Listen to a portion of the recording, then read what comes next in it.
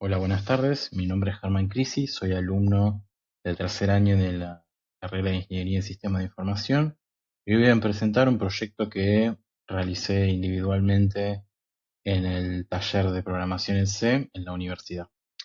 Eh, Va a consistir más que nada la presentación en una explicación de cuál era el objetivo, qué recursos utilizamos del sistema operativo para lograr el objetivo, que en este caso es la programación de un servidor de archivos de texto por sockets. Archivo de texto más que nada por la simplicidad en el manejado de los datos. Y bueno, para aprender más que nada de los sockets es como la base de cómo se comunican todas las computadoras del mundo, básicamente. Entonces, el objetivo inicial que tendríamos sería programar un servidor y un cliente de archivos que permita la descarga, subida, copia y eliminación de archivos entre dos computadoras, un cliente o múltiples clientes si posible y otra un servidor. Para esto vamos a utilizar lo que se llaman sockets. La programación de sockets es la manera de conectar dos nodos de una red, ya sea la internet, una red local o cualquier otro tipo de red entre dos computadoras o múltiples computadoras. El nodo del servidor va a escuchar a un puerto específico y va a esperar a la solicitud de los clientes para conectarse. Mientras que el nodo del cliente, sabiendo la IP del servidor y el puerto al que tiene que conectarse, va a enviar una solicitud de comunicación que va a empezar este intercambio de información entre uno y el otro, logrando, bueno, las funcionalidades que queremos llegar. Bueno, del lado del servidor, como se puede ver en el diagrama a la izquierda, tenemos que completar varios pasos antes de que podamos ponernos a escuchar por una solicitud de algún cliente. Primero, utilizando varias de las funciones que el C que posee de manera estándar para utilizar los recursos de la computadora. En este caso sería una librería de sistema de sockets. Utilizamos la función socket para crear un socket.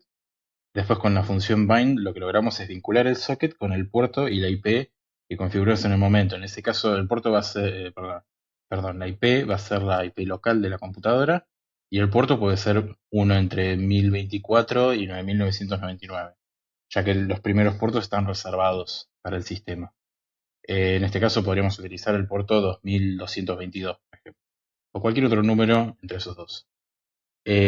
Por último, con listen, esperamos a que nos llegue una solicitud de conexión de algún cliente, y esa función lo que hace también es mantener una cola de clientes si es que no podemos atender a todos los clientes con un máximo. Si te pasas de ese máximo de la cola de clientes, directamente al cliente se le envía un error como que no se puede conectar. Por último, con accept lo que hacemos es tomar los datos de conexión del primer cliente de la cola. Conseguimos un descriptor de archivo por el cual nos podemos comunicar con las funciones read y write o receive y send, que son dos funciones muy parecidas, y generamos un nuevo socket para que otros clientes se puedan comunicar de manera paralela, no simultánea. Del lado del cliente, el proceso es bastante más simple. Lo único que se debe hacer es crear un propio socket con la función de socket y solicitar una conexión al servidor sabiendo la IP del servidor y el puerto al que está escuchando el servidor, lo configuramos con la función bind en el servidor. Una vez que se finaliza la conexión, podés empezar a comunicar las dos computadoras. Para esto utilizamos, como mencioné antes, las funciones write y read. Estas lo que hacen es escribir o leer de un socket.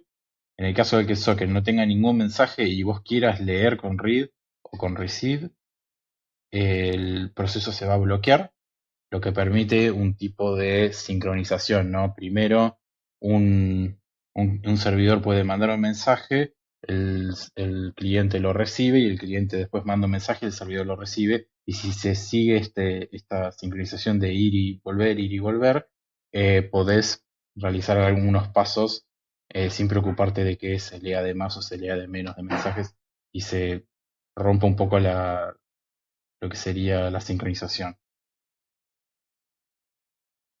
A continuación vamos a ver un poquito el código, cómo funciona.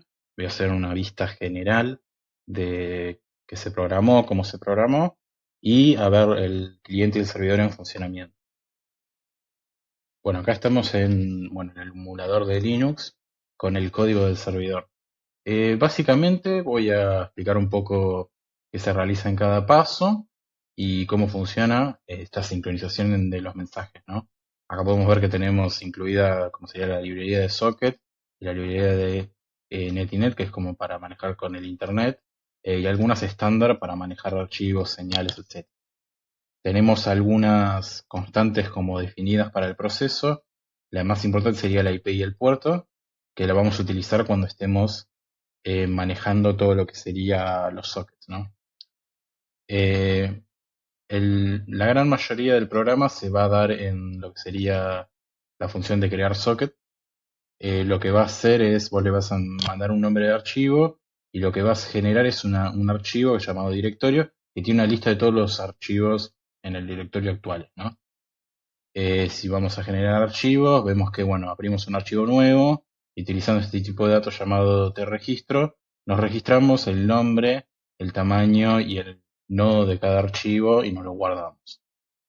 Una vez que termina esto, en la parte de crear socket, creamos un socket y nos quedamos esperando una conexión. Acá vemos que creamos el, el tipo de archivo del socket donde lo vamos a guardar. Usamos socket para lo configuramos para que se conecte por internet como si fuera un stream de mensajes. Mostramos por pantalla el socket del servidor, más que nada para verificar que está funcionando todo bien. Y utilizando accept, esperamos, bueno, utilizando bind, el socket lo vinculamos a la dirección que configuramos acá en el puerto y la IP. Y utilizando accept, esperamos una conexión por parte de un cliente. Si acá se queda bloqueado hasta que reciba algo en un ciclo infinito. Una vez que acepte una conexión, si la conexión fue un éxito, el fork lo que hace una copia del servidor en el sistema, a nivel del sistema operativo, por lo que ahora tenemos un servidor completamente igual al que corrimos la primera vez, que se va a manejar en atender a ese solo cliente y el servidor original, el que hicimos una copia, va a atender al siguiente. En atender cliente tenemos en realidad sería la funcionalidad de todo el sistema, ¿no?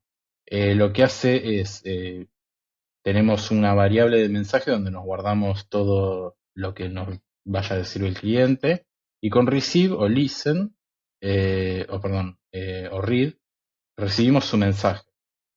Si nos manda un 1, sabemos que el cliente va a descargar un archivo, por lo que se lo enviamos, y algunos mensajes en el medio que lo que hacen es como sincronizar qué está haciendo cada cliente o servidor. En el 2 se va a copiar un archivo, por lo que se le manda el catálogo de todos los archivos que hay, se le pregunta con qué nombre quiere la copia, etc. Con 3 eliminas un archivo y con 4 recibís un archivo al servidor. En cuanto al cliente, lo que hacemos es bastante más simple, ¿no? Con el puerto de la IP del servidor, que sabemos que está escuchando el servidor, lo que hacemos básicamente es crear el socket y solicitar una conexión. Después lo que hacemos, bueno, le pedimos al cliente que quiere hacer con un simple menú y cargamos lo que quiere hacer en el mensaje. Y lo que hacemos es primero enviarle qué quiere realizar al servidor, un 1 si quiere descargar un archivo, un 2 si quiere copiar un archivo, un 3 si quiere eliminar y un 4 si quiere enviar un archivo. Entonces lo que hacemos, después todo el resto son send y receive o write y read para enviar, recibir el catálogo, enviar un archivo, enviar un nombre, pero ese sería el funcionamiento básico. No tiene bastante complejidad una vez que creas los sockets y sabes qué estás enviando y recibiendo. Bueno, acá tenemos dos consolas en la computadora, una con el servidor corriendo, acá vemos que nos aparece el menú de primero la generación del archivo directorio y después para iniciar el sistema de socket. Y por un lado tenemos preparado como para correr el cliente. Si lo corremos en este momento, el cliente va a fallar porque el socket no está abierto. Entonces, primero lo que vamos a hacer es leer todos los archivos que están en la carpeta del servidor de archivos Primero podemos ver los registros de qué archivos están en el directorio. Y iniciamos el sistema de socket. Ahora lo que está haciendo el servidor está esperando una conexión. Pero si nosotros apretamos Enter en este lado, el cliente se conectó con el servidor. Acá podemos ver que se creó una copia del servidor y ahora está esperando una conexión esa copia. Y tenemos opciones que podemos realizar. Podemos descargar un archivo del servidor. Entonces yo puedo apretar uno y puedo decir que quiero descargar, por ejemplo, el directorio. Entonces puedo decidir después con qué nombre me guardo localmente este archivo. Le vamos a poner descarga. Bueno, ahí se me descargó el archivo. Entonces, otra cosa que podemos hacer es copiar un archivo en el servidor. Por ejemplo, si en el servidor queremos que se copie el archivo directorio de vuelta, le ponemos el nombre copia. Ahí se copió. Podemos eliminar un archivo, que ahora lo voy a mostrar cuando veamos los archivos, o podemos subir un archivo.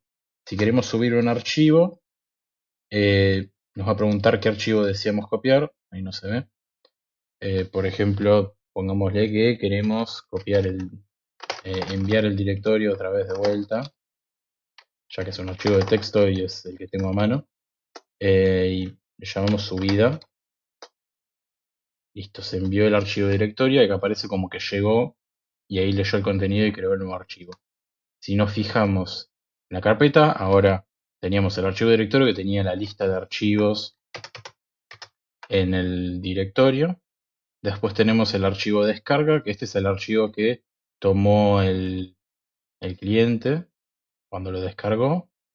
Vemos que tiene algunos menos porque, bueno, esto se fue actualizando.